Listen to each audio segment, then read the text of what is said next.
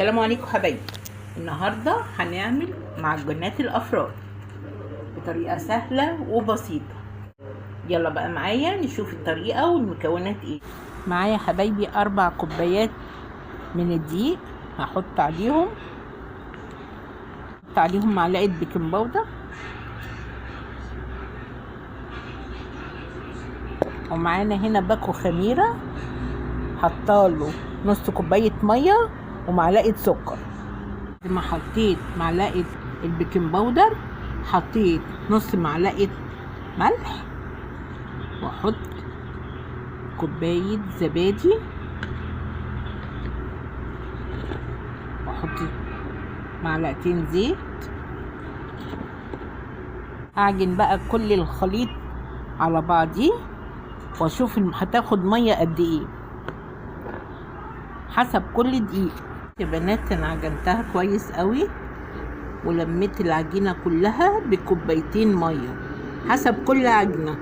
خلاص حطيت لها على وشها زيت، هغطي عليها بقى لما تخمر قبل ما اجهز بقيه المكونات بتاعتنا. معانا هنا يا بنات فلفل الوان وزيتون ولانشون، وهنا معانا جبنه قريش حطلها عليها بيضتين وملح وفلفل، وحطلها معلقه كاتشب وشويه شطه. كده حبايبي احنا خلطنا خلاص كل المكونات بتاعتنا على بعضينا كده. خلاص الحشوه جاهزه كده يا بنات. العجينه خمرت وبقت ما شاء الله. يلا بقى نقطعها كده يا بنات. انا قطعت العجين ودورته، هغطيه بقى يخمر شويه قبل ما افرده.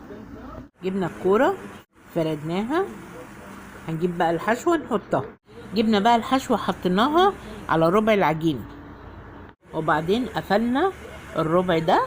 هنلف بقى بقيه الساندوتش بتاعنا، وبعدين قفلناه وهنحطها بقى في قلب الصينيه.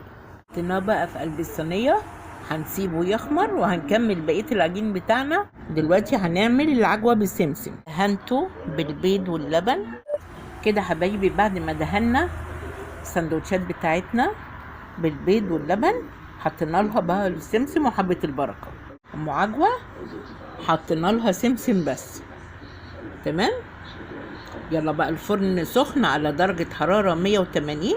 هندخل بقى الصواني بتاعتنا كده يا بنات. خرجنا خلاص الصواني اهي. بصوا انا عايزاه التسويه بتاعته تكون كده. بصوا يا بنات اهو،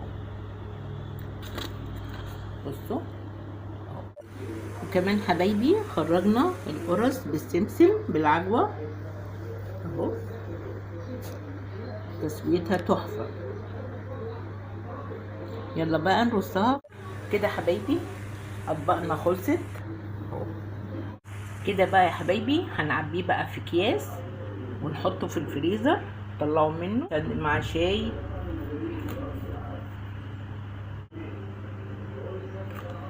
بصوا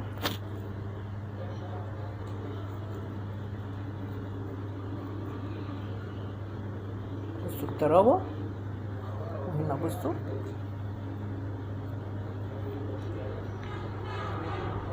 افتح لكم واحد من هنا واحد من هنا اهو. بصوا حبايبي، بصوا نجيب العجوه اهي.